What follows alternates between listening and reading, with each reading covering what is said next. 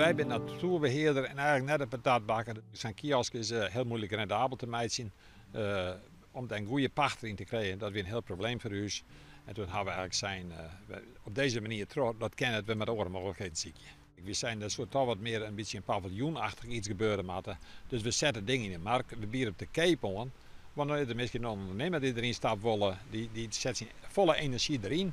En zeggen we, nou, misschien wordt er dan iets leuks. Nou, daar hebben we een uitvraag naar dienen. En dat is net lukt. We kunnen net een passende ondernemer vinden. Of ze hadden net in te stappen. Daar zijn wat toiletten bij, die hadden we wel hier. Maar echt, patatverkeping hier was boswachter net van. Dus we hadden een ooroplossing ziekje. Nou is er nog één lichtpunt dat we toch meer ziekje naar mensen met afstand tot de arbeidsmarkt.